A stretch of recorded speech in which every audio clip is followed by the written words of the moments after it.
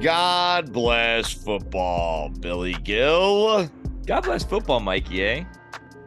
God bless football, Mike Golic. God bless football, each and every one of you out there listening and or watching. Where are you today, Mike Golic? I am in South Bend. I am at my place at Notre Dame before I start the swing of golf tournaments that I'm going to be playing in over the next couple of months. I am here getting my golf practice in on Notre Dame campus and just hanging out, walking the dogs on an empty campus. So I kind of dig that. Wow. I think people might be wondering where you are, Stugotz, because you appear to be at a doctor's office today. Yeah, you do. Yeah. I know it looks like a doctor's office. It's not. I am in my pro shop of my golf club here because someone next door, my neighbor, is doing a lot of drilling and making a lot of noise. And I drove over to the neighbor's house and said, "Hey, how long is this going to continue? Because it is disrupting all my plans." And they said, "What kind of plans? We have work to do in the house." And I said, "Can you keep it down? Can you stop for an hour?" They said no, and so therefore I had to come here because I know Billy cared and Mikey A care about the sound quality. Well, and there was too much sound. There was too much drilling going on in my house. I almost got in a fight with the guy who was doing the drilling, Golic. I got to be honest. Why? I would have said the same thing to you. Listen, I'm doing work here. yeah. I'm getting my work done. I'm sorry if it interrupts with what you want to do, but Right. to ask somebody to stop for an hour, and it ain't an hour, you would need it longer than that.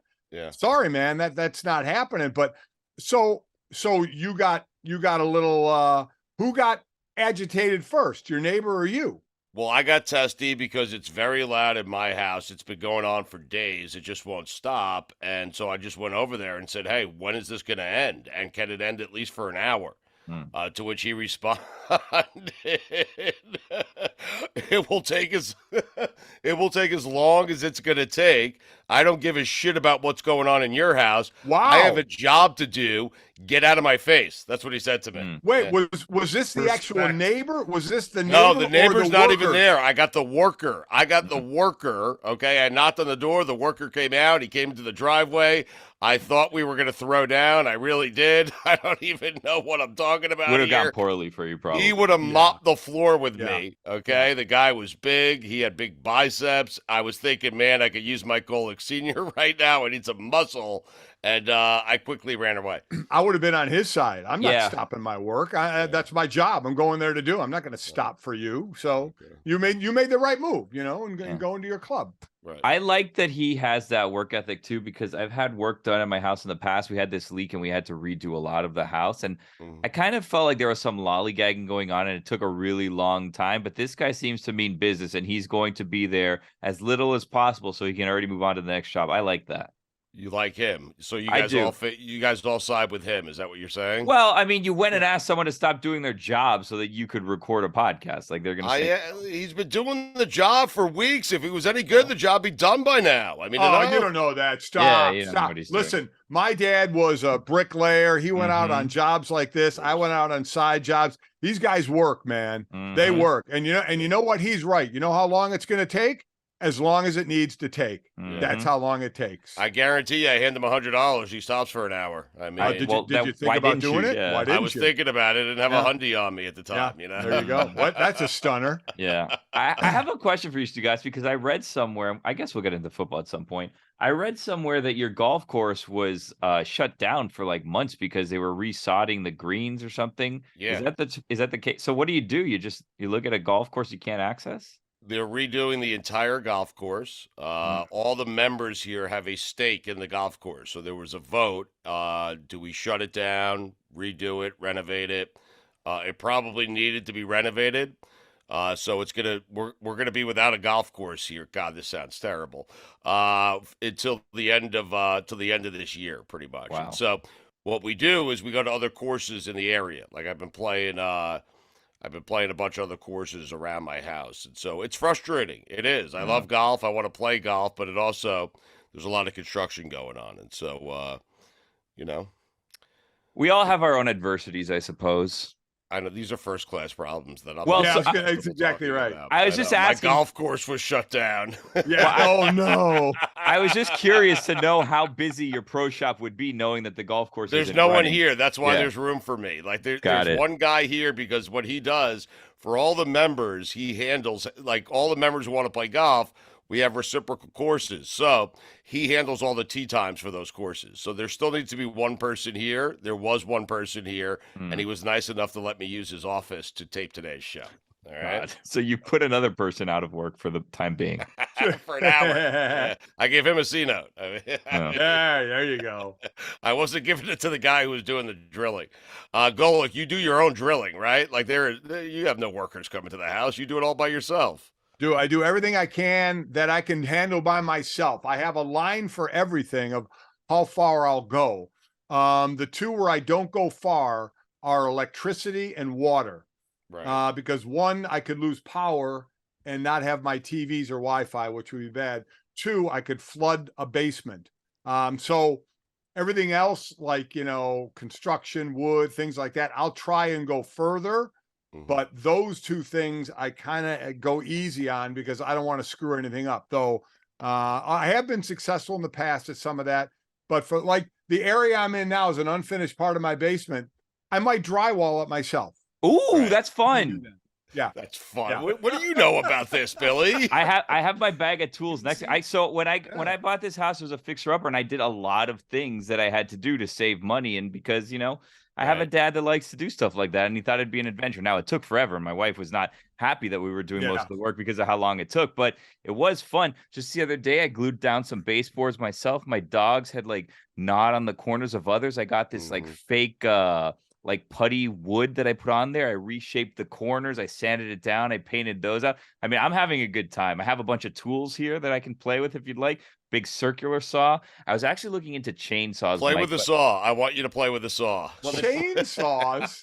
Yeah, I was looking into chainsaws because we have I built a swing set in the yard for my daughter, and we have this bush that's in the way. And what's happened is that my dogs will run this path around the bush, and they have like when they chase each other. So now that grass is all like just muddy, Worn away. and there's like a track, and that bush stands directly in the eyesight of my wife looking out the kitchen window to the swing set to see my daughter when she's outside playing. So she has told me that she wants that bush removed. So I was trying to figure out which chainsaw I should get. Should I get a gas? Should I get a battery? Should I get an electric? So I'm still looking into this because I feel like cost is going to play a factor into this. Yes. Can I ask you a question? Yeah. It's a bush, not a tree. Well, so...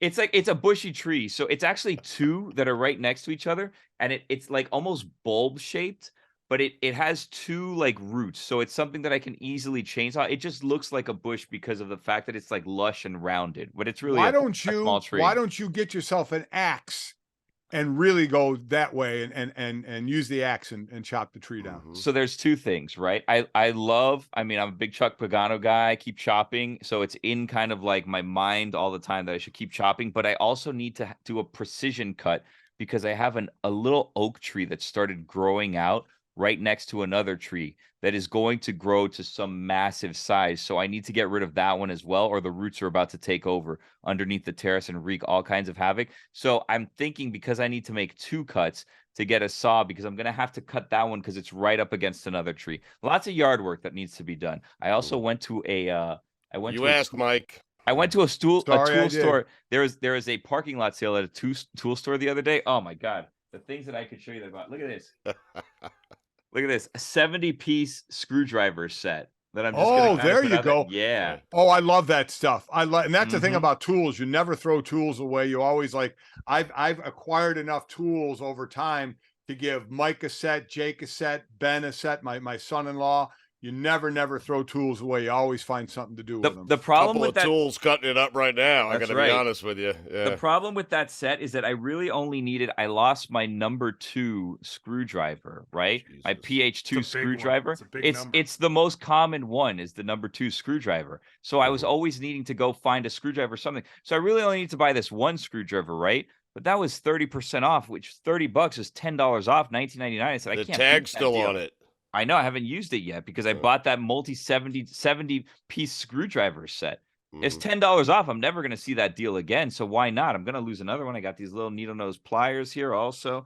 I got one of these bad boys, Mike. I don't know if you have one of these. It's a magnetic screw holder. So when you're on the job, so you don't lose a screw or a bolt or anything, you just kind of toss it in this little tin here and it holds them in place. It's incredible. And this, how about this? Because I was doing some light caulking when I was putting down that piece of baseboard, I was doing some light caulking. So you just kind of jam this down the shaft of the caulk, and then you screw it in, and then it saves it so that you don't burn it after one use. Exactly right. Was that the caulk or what? Caulk. I just want to clarify. Caulk. Yeah, you jam it down the caulk. Yeah. Caulk. Yeah. There you go. Okay. You got it. Wow. Make sure, Billy is hyped up. He really is. Talking. Is that the power drill? Yep. Well, this is actually not a drill. This is a driver. There's a big difference. Mike knows the difference. Huge difference. I was going to call you Billy Drill. I mean, how about that?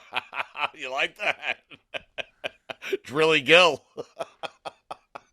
So Dalvin Cook, huh? God bless football. Wow. Wait, I love that Golic is taking golf lessons as if that's going to help 2 weeks before a tournament become a better golfer. It's going to help me not hit anybody at some of these tournaments is what it's going to do. It's not going to make me better to be in contention for any of these tournaments, but it's going to help me not hit anybody in the head.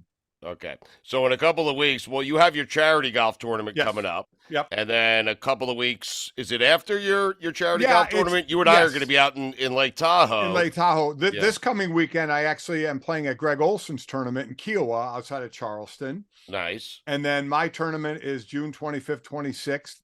And then the Tahoe event is what, the 16th or something like that, Wednesday or whatever through Sunday that we will be out there. Yeah.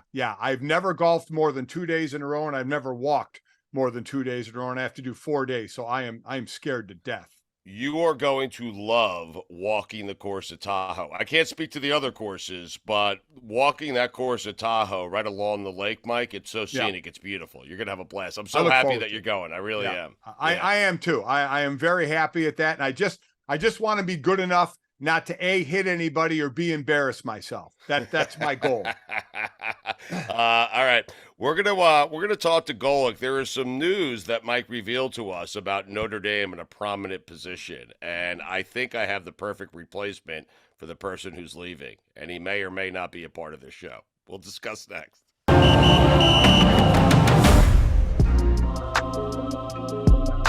So, Golic, you were telling us during the break or before we started recording here that there is a prominent position that will become available at Notre Dame inside the athletic department. It's not the football coach. He's going to be there for a while, I think. We'll see. But why don't you tell us, well, tell the audience what you told us, and we'll go from there. Well, in 24, I believe it is, or after the season, I think, wherever in 24, Jack Swarbrick, the AD at Notre Dame, is going to step down. He's been doing it a long time. Yeah. So Jack is going to step down. And, listen, I think this is the perfect opportunity for me. I live here 6 months out of the year. It's through the football season. I can stay here longer if they need, but I believe I got to throw my hat into the ring, right? I have to. Yes, you do. Yep. Yes, you do. How do you feel about that, Mikey? Hey, Mike Golic Sr. as the athletic director at Notre Dame. I'm wondering how he can hook me up at Notre Dame football games better as the AD as opposed to a local celebrity.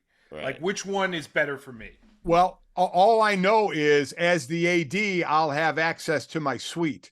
So I would say you'd be in a pretty good shape there of coming up to the suite. So we'll see. Yeah, I got to get there first before you start looking at how you can use and abuse me with the new job. Right. I mean, I have to get the job first. So I have to figure out how my campaign is going to go for this, because how it works? I have zero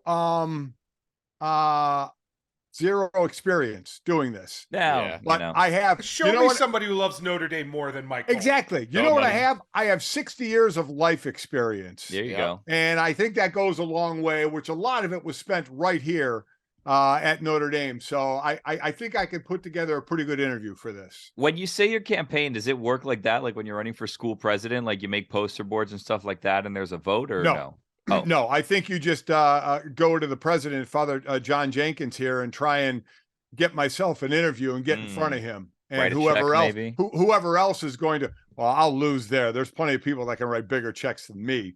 I just have to, I just have to sell myself really well. Now, whether I come through with anything, who cares? It's just about getting the job, right? Yeah, right. So, Billy, maybe me and you start a whisper campaign against anybody who's going for it that isn't Mike Golic. Ooh, maybe a little. Spread some rumors. Start a few rumors. We dig up some dirt on the other candidates. There you go. True, keep my not hands true. clean from that. Keep my hands away from that. I hear the guy they want to hire is a day drinker. I can't tell you guys what you do on your own time, so that's up to you.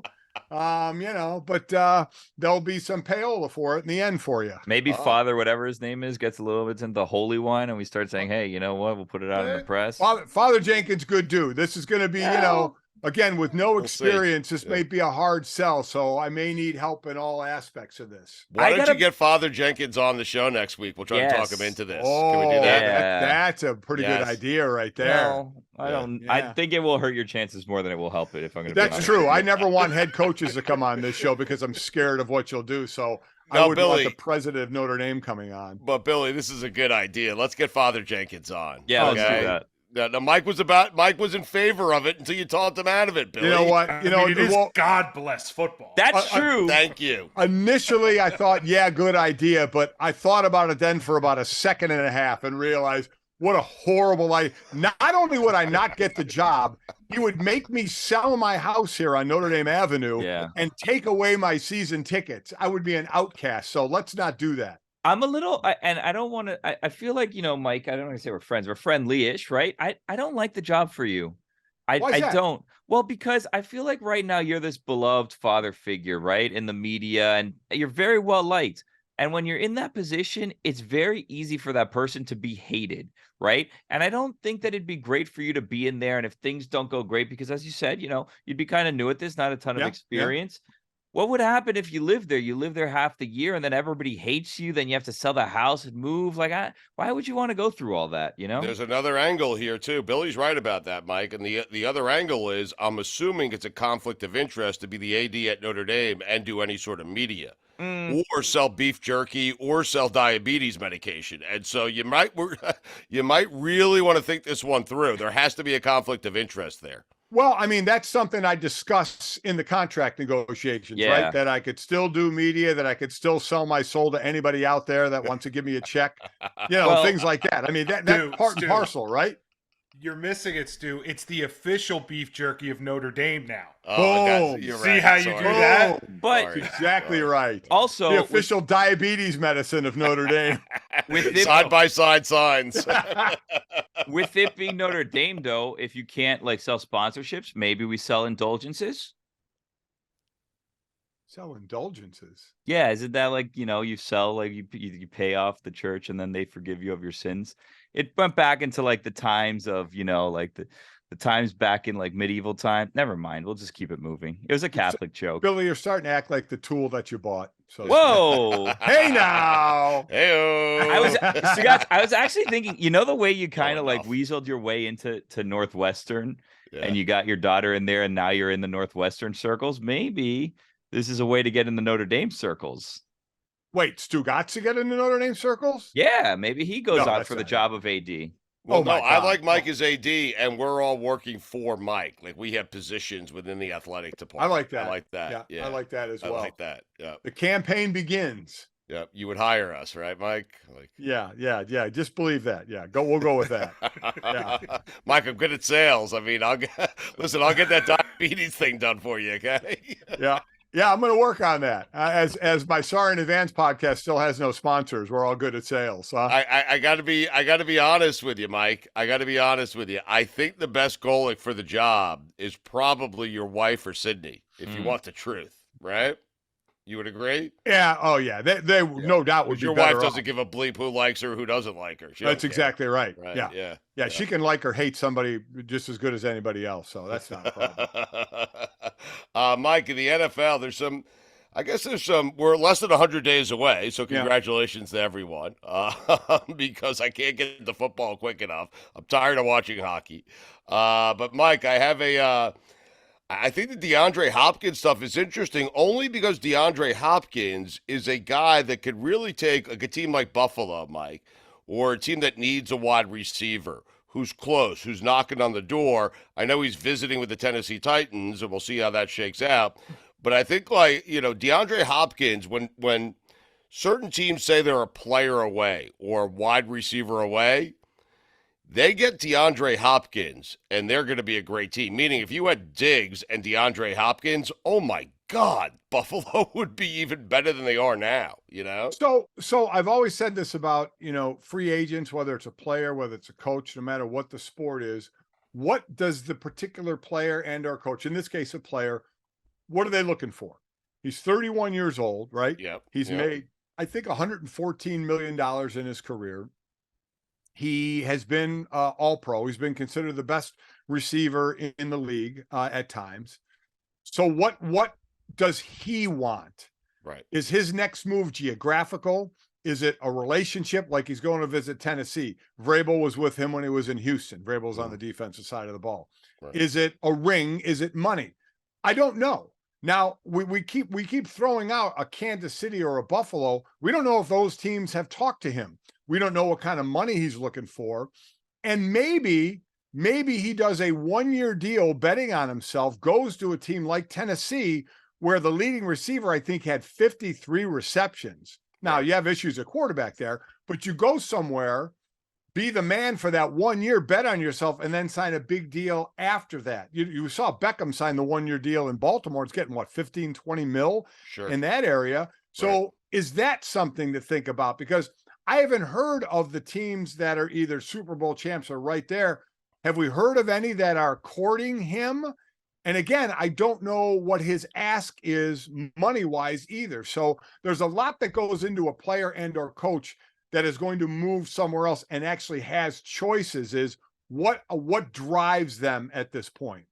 What should drive him at this point? If you're DeAndre Hopkins, what are you? No, I know that's hard to answer. I'm asking you to jump inside his head. But for you, Mike, if you're in a similar situation, he's accomplished a lot in the NFL. He has. It should be. You would think it would be a ring for someone like him. Right? So if I made that, listen, I played 9 years in the league, and I made $2.5 million total. Right. Total in 9.5 years. I didn't make 114 at this point and going up. So, there's money where you're fine with the money you have, or you want more. You play that against what you could get now, as opposed to what's missing in this team sport that we all strive for is the ring. And I was always a guy who liked to strive for that, but I was never a superstar. So I was always, part of the team. He is a guy that could be one of the best players, if not the best player on a team. So for me, it's always about the ring. But again, everybody is different. In that position, if I barely made any money, now I can make a lot of money. Would I grab the money, at this point? So that's the difference. But for him, you start checking off things, best player in the league, all pro guy, made a lot of money. What's missing? A ring. So you would think that's probably got to be on his radar somewhere. I think Mikey A is looking up how much DeAndre Hopkins has made. 114 million. It's just a shade under. It's just a shade under 112 million. All right, $112 million. I would think it's the ring. Mike, here's the problem with Tennessee. It's hard to put up great numbers in one season at Tennessee. It is. Yeah. Well, because they've lived off the run. Obviously, they don't throw the ball a lot. So is it Cleveland, for a year, reunite with Deshaun Watson, who should be better than what he showed last year? Is it there for you? And I don't even know if it's a 1-year deal. Maybe someone's going to offer him a big deal, a 3 or 4 year deal for a ton of money. Maybe that's what he's going to grab. I don't know. That's one thing we haven't seen is length or numbers of some of these possible offers. Mike, there's also, and we'll get to it probably coming up in the next segment, but there are 3 or 4 running backs, big names that are available. Yeah. What do you make of the running back position? Because it's been kind of diluted in the last few years where teams are just willing to let a great running back go and they don't care where he lands. Yeah, they really are. I mean, then do you see differences like, Saquon Barkley gets the franchise tag and, what deal is he going to sign? But running backs do realize they have to make hay early. because once they get through that first, maybe second contract, it's going to be a lot of trouble for them to make any money, and they have to kind of reassess their goals. It's one of the toughest positions. If I had a kid now who was a running back, I'd make him a receiver, a slot receiver, something different than a running back, because it just doesn't pay much now in the NFL.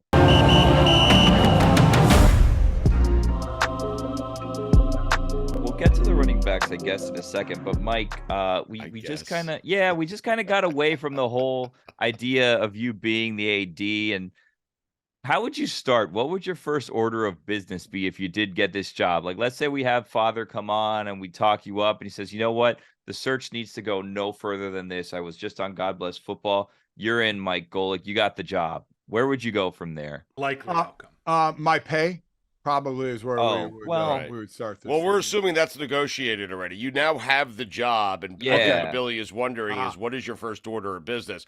I would think it would be to take down that terrible sign, play like a champion today. Wow. If I was in front of you right now, I'd punch you right in the face. Absolutely not.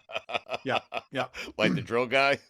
I would probably in the AD suite, I would probably knock out the wall and put two suites together and make it a really almost like an owner suite in the NFL. Make my suite a lot bigger. Well, you'd be costing the school money already because you'd lose a suite in revenue. We would make up for it in the amount of national championships I would be winning as the athletic director. Is that right? And what sport? I like his idea. Which sports? I need room to stretch. Lacrosse? Listen, we just saw lacrosse go on right now. We'll see women's basketball coming back. Obviously, Marcus is going to lead the Fighting Irish to a national championship on the football field at some point here. So, and of course, Notre Dame is a fencing school. So, I mean, the fencing team is certainly going to be stacking on their 13 national championships at this point. So there you go. Is that something when you guys all get together that you talk about the fencing team and that's bringing in all the donors, how the fencing team is doing? Actually, when I was me and Mike were out in Colorado Springs at a deal where Notre Dame brought in a lot of their big donors, and the fencing coach was there and a couple of fencers. They had just come off their third straight, I think, national championship. It's very cool. I mean, it's very, very cool to see, and we know we know what the revenue sports are and the non-revenue sports. But it was very, very cool to watch. Can I suggest an order of business then, since Notre Dame is a fencing school, apparently? Sure. Maybe when you start things out, replace touchdown Jesus with fencing Jesus. Interesting. Jesus with a sword in his hand. Yeah. Well, is it called a sword? It's fencing. I think it's called a lance or something, right? No, it's not a lance. I mean, there's épée, there's saber, and I think there's something else. Jousting. So. Yeah, what jousting? Who knew we were in Golic's wheelhouse? It's a fencing school, man. He tried to tell us. Yeah, I'm trying to tell you, man. It's phenomenal fencing school. Right. I would think the first order of business, move the sign. If you don't want to take it down, just move the sign from the stadium to the fencing wherever they fence, There you go. Yeah. No, it's got to stay. We can just put it up in multiple places, right? Yeah. No. Can only be in one spot. It has to be in the fencing room. One side and one spot, and the AD gets to choose. Wow, that's power. That is power right there. Wow. It's pressure. Yeah. So there's a saber, obviously an épée, and a foil. A foil. That's the one I couldn't think of. Right. So there are three. And from what I found out when we were talking to the coach and they had a couple of fencers there, that the saber one is kind of the violent one. They said each point in that lasts an average of like only 14 seconds because it is just an attacking style with the saber. So, and they had a demonstration there with two women. One's going to be a senior, one's going to be a junior. They have never lost in their Notre Dame competitions. Never lost. They have won national championships, and it's wild to watch up close. It's very, very cool. And the other great. Go ahead. Go ahead. Finish up. I was going to ask you if you'd be able to fire a football coach if you had to. That's all. That would be tough, but it comes with the gig. I mean, you got to do what you got to do. At times, and I think Marcus is going to do a great job. But listen, I played other sports growing up as well, so maybe if I have to let a coach go in a certain sport, I would take over as that head coach in the interim. Oh, I'd be no. AD/head coach That while I was boy. looking for a new coach. What do we think? No? No, Yes? if I was Father Jenkins, I'd hire you right there, right There then you and go. there, like on the spot. Yes, Saving you're gonna- money, I guess. Yeah. that's what Barry Alvarez did forever. I mean, That's exactly he right. fire He his gets coach the and head put coach's himself in there. salary too. The other big time perk of this is I'm flying private all the time, baby. Hell yeah. Yeah, you are. I Uh-huh. mean, you already are, but okay. Well, no, I wish I was. Can I say, as someone who will never fly private in their life, it doesn't seem like it's that. It seems like I'd It's be the best thing ever, claustrophobic. No, Billy. it's It's great. so It's the greatest tight. thing ever. No, Really? it's the greatest thing Yes. ever. Greatest. The greatest. now it depends on the plane. You know, I've been fortunate enough to be on smaller planes or bigger planes that are private, but it's just the whole access part that you don't have to go through the airport. Mm. That was one of the Yes. great things about flying private, or even when we were chartering when I was playing. You drive to kind of your own parking lot. You get on the plane, you know, you don't go through any of that other stuff, and you get where you want to go. So it's awesome. When you ask them, Billy, when are we taking off? Their response is when you get here. It's That's amazing. exactly right. Yeah. When a pilot looks back and says, "You guys ready to go?" I mean, you're like, "Yeah." And you're sitting there with a chicken cutlet sandwich in your exactly hands. right. Yes, exactly right. It's amazing. Sorry. First class problems. Anyway. Yeah. Mike, Dalvin Cook was released. He was. Transition. You started with my private golf course is closed, and now you're talking about your private planes. You're Yeah, taking me to yeah. bad places. Very End up fighting with relatable a guy today. who's just end up fighting with a guy who's just trying to do his job. Yeah. Exactly. Yeah. Leave I it to mean, I'm you. an asshole. Yeah. Well, I mean, you said it. We know it. Yep. And then for reasons unbeknownst to us, Billy just pulled out the drill again. Yeah, you know. I had Drilly Gill. I mean, Billy just loves a tool in his hand. Yeah. What? Yeah. Yeah. Average Bill. Exactly. Uh-huh. Mike, where do you think Dalvin Cook's going to land? I was surprised the Vikings just released him. That's it. Well, I mean, it's a big hit. It's what, 14 mil. Yeah. I mean, you know, on that cap. So, and they like Alexander Madison, the backup, who at this point, I think his best year was like 130 some carries, almost 500 yards, 32 receptions. So he's going to be, you know, the 3-down guy now because he can catch it as well as run it. And I think he's only a couple of mil against the cap, and they like him a lot, and they didn't like the cap number for Cook. So, you know, it's kind of a full running back room in Miami, but boy, to add another piece there, their roster is, you know, when you start breaking down cores of rosters, their roster, again, this is on paper, is right up there with the best. And he would be a nice addition there. Maybe Denver, where the running back room certainly isn't what it is in Miami. But, you know, are they prepared with Sean Payton now there to make a bit of a run? So we'll see. You know, between him, Zeke's been out there. He may end up back in Dallas, obviously, at a big time cut price. Or does he end up somewhere else? I think Joe Mixon is another back who may be looking for a home as well. By the way, that's how quickly it happened. Zeke Elliott was like the toast of the NFL 3 years ago, and here he is, like scrapping for a job, and might go back to Dallas for less money. Like it's crazy. We always talk about that position of, man, you got to score while you're playing hot there because it doesn't last long. Right. And if you can get that second deal, a big deal, man, then good for you, because it's a rarity now. Because we're seeing more and more teams go to the 2-back system. And if you're in a 2-back system, you're not going to pay one back where he's making 14 mil, you know, against the cap or more. So that we're in less and less teams that are just having that one back carry the ball mid 200s, sometimes over 300 carries a year. It's unlike, you know, kind of not like the Derrick Henrys of the world, where you just see that guy run everything. Now you're getting multiple backs, and I get it, but it's just not relative to the rest of the positions. It's just not the highest paying job anymore for what you're getting back from it. These guys are difference makers, though, Mike. Like Dalvin Cook in the right situation could help a team win a Super Bowl. Leonard Fournette did help a team win a Super Bowl. He's available as well. Zeke Elliott, guys like that. Joe Mixon. These guys are guys in the right situation on the right team, Mike. Yeah. Could help a team win a Super Bowl. Well, they could, and that's why I say Dalvin in Miami. You got a loaded running back room there. You would not be asked at all to carry the major load there. You would just be another bullet in the chamber, you know, to help this team out. Sure. And you're going to get them now. Again, I don't know them. If you get a few teams going after you, maybe the money goes up a little bit, but it's not going to be a ton of money. on you. So you just look for, the cap space these teams have, and just, again, put another asset on your team. I think Mikey A has the rosters ranked. Someone ranked the rosters, which I want to get to in just a second. I love a good ranking of rosters. Billy Gill got all excited there for some reason.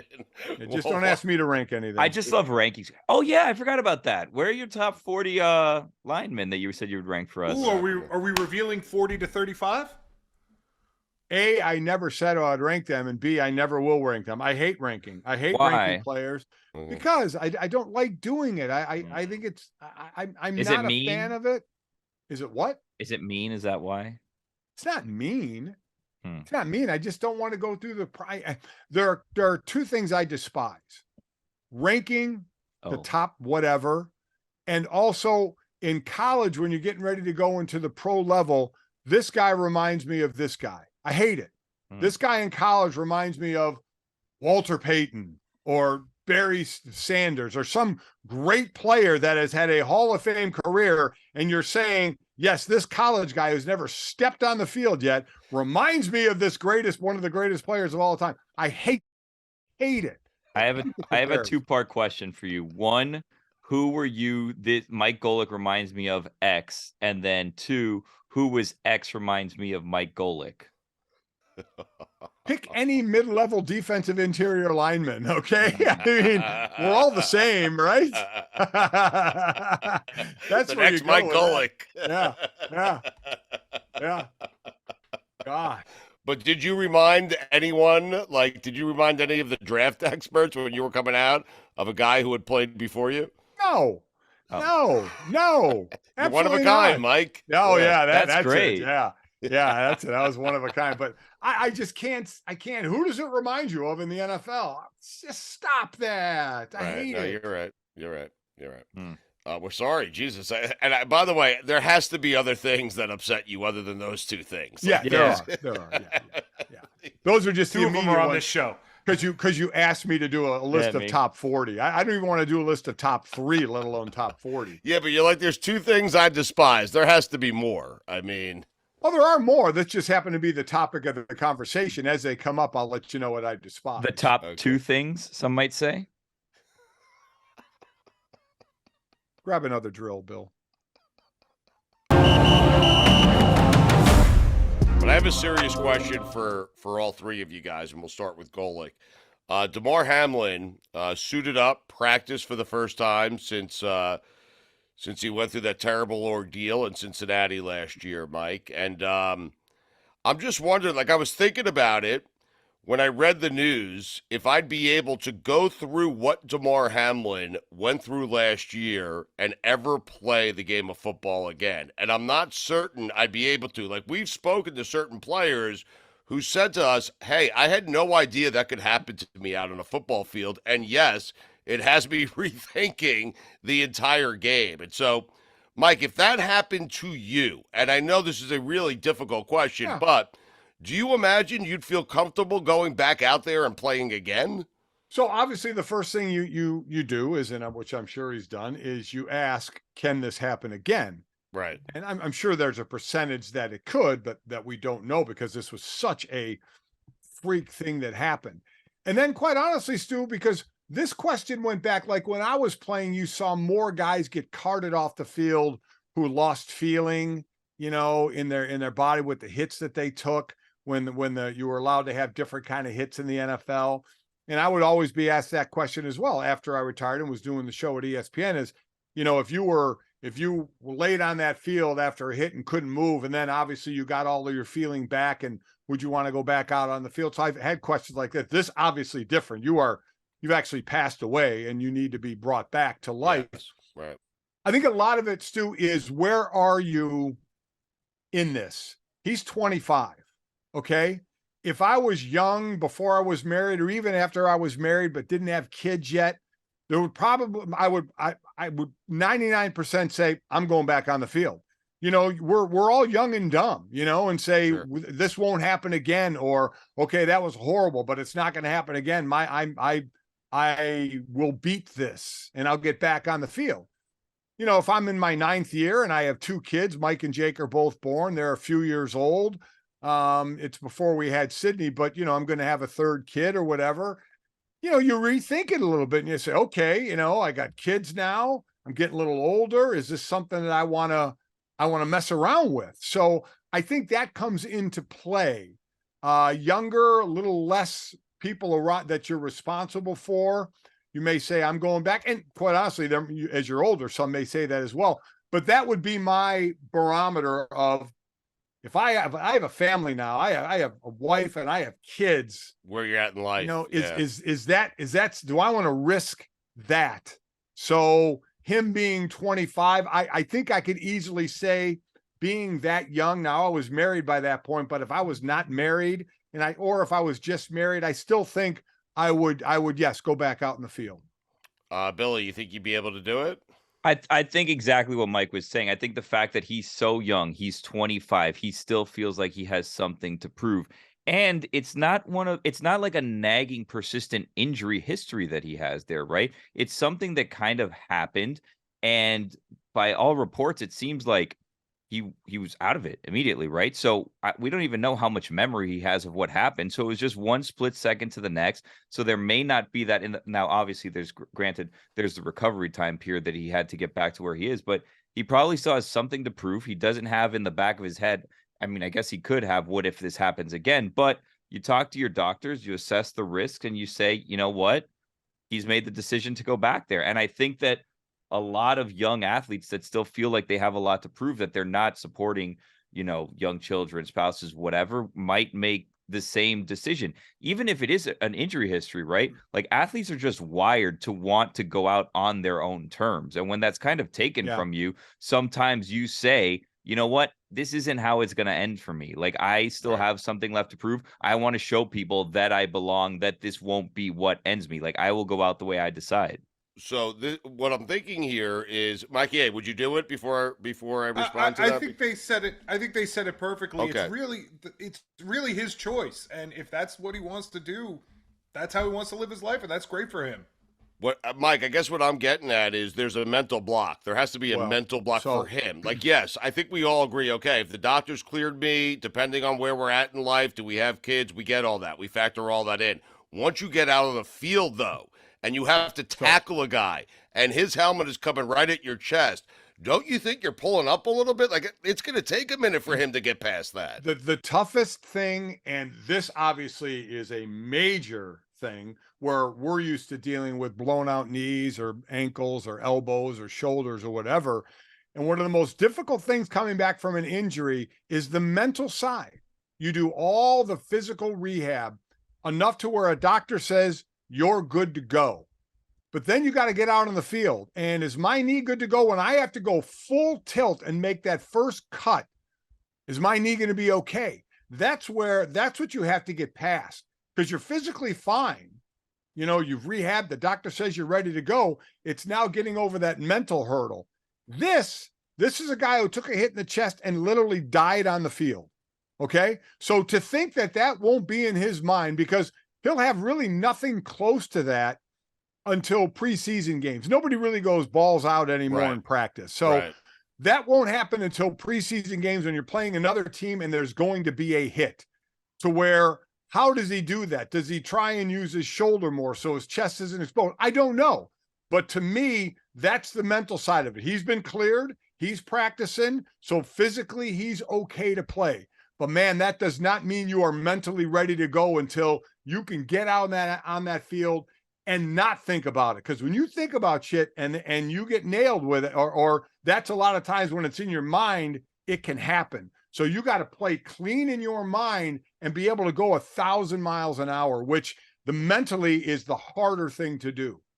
I think at least, and I don't want to speak for you, Mike, but I think also we're answering this, if it was us, would we do it, right? It's not to say that he's necessarily making the right decision playing again, right? It is ultimately his decision. Right, exactly. As a former athlete, I was a college pole vaulter, so it's a lot different, obviously, right? I had an injury one time where I didn't go deep enough. I missed the pads. I hit the metal box. I dislocated my shoulder. Every time I went upside down after that, it was in the back of my head. And eventually I overcame it, right? But it's always in the back of your head. Yes. So he will have, probably, once you're getting into real time, real speed, it may come back and be in the back of his head, and maybe his mind will change on this. That's right? what I'm saying. I would imagine if it were me, I would imagine the first time some guy's coming straight at me and I have to tackle him, I'd pull up. Like, I don't know if I'd be able to go through with it. I just don't know. I guess, well, I mean, and I guess he won't know until it happens, right? That's exactly right. Yeah. You can talk about it all you want, but until it's somebody else going 100 miles an hour and you're going 100 miles an hour and there's going to be a collision and there's one every single play, you don't know. You don't know how you're going to deal with it until you get past it, until he goes through that hit and gets up and hopefully everything is fine. Each hit subsequent to that, even though we know it's a hit out of nowhere where it can happen, but each time he gets a hit and gets up and is fine, I think that will be a more of a mental relief to him, saying, okay, I'm kind of back where I'm supposed to be. We'll get to rosters in a second. Clunky transition here, but speaking of hits, okay, Le'Veon Bell said that he smoked pot before football games, and the news to me was that things that Le'Veon Bell says is still news, but he said it and it was news. Mike Golic, ever smoked pot before an NFL game? No, I was not a pot smoker. I was a beer drinker. I was not a pot smoker back when I was playing at all. So no, I never did that. My biggest vice before a game is it was a home game and it was in Philly when I would go in with my wife and go into the wives lounge and drop her off there. Is they had a big tray of donuts. I was worried. Yeah. They had a big tray of cream-filled donuts, and I would take one. This would be the last thing. I would be walking to the locker room to play my game, eating a cream-filled donut. So that was my vice. Mikey A, explain to Mike Golic where we all thought that was going. Honestly, even when he said donuts, I thought it would be like, and they had this big tray of donuts, and then we had sex.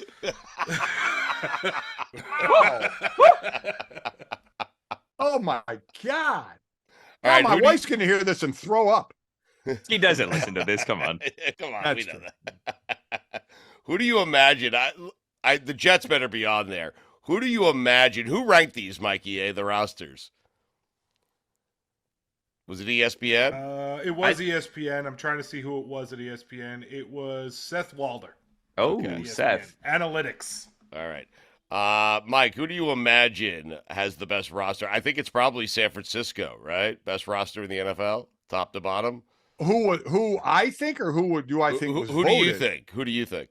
Oh, I think it's either Philly or San Francisco. Philly or San Fran. But the kicker about San Francisco, why they won't be up there, I don't think, is because of the quarterback position. Even if it's Brock Purdy, he's still a second-year guy as opposed to what Jalen Hurts has done, what Patrick Mahomes has done, what I'm sure Cincinnati's up there, what Joe Burrow has done. So I could see San Fran being down because of that. I would imagine it would be Kansas City, and I haven't looked at the list. I'd imagine it's Kansas City, Philly, Cincinnati, all up near the top of this thing.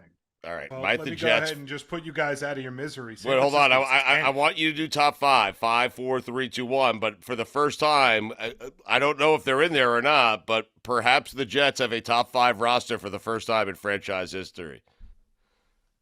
Number 5 is the Buffalo Bills. We're doomed. Number 4 is the Miami Dolphins, in case you weren't sure if we were doomed. Wow. Wow. It is a hell of a roster. It is. It's a hell of a roster. Number 3 is the Philadelphia Eagles. Number 2 is the Cincinnati Bengals. It's going to be the Niners, right? And number 1 is the Kansas City Chiefs. Wow. The 49ers are ranked 10th. That's 10th. What, Billy? Nothing. You know, Where the Jets? I just got to this list, and they're the first team. When you get to 10, they list the roster core, and when you get to 10 and it's the roster core, they're the first team where the quarterback is not listed. That's why they're number 10. Interesting. Yep. Yeah. Where are the Jets on this list? They're number 8. No. Ahead of the Niners. Head of the Niners, behind 2 AFC East teams, though. That's all. The highest matters we've ever a lot been. more. Yeah, this is all built on the quarterback because the quarterback means so much, and that's what's knocking. Because you're talking Nick Bosa, Trent Williams, Christian McCaffrey, George Kittle, Fred Warner. It's a phenomenal core. Right. But in a sport where the quarterback is the most important position there, they don't even have one listed there. So that's why they're down. All right, just quickly, we'll get out of here. Where were the Las Vegas Raiders? Oh, here we go. Raiders. I see where this they is are going. 17. Okay, well, they'll be top 5 once Brady returns. Yeah. Boom. Like clockwork. Not going to happen. God bless football.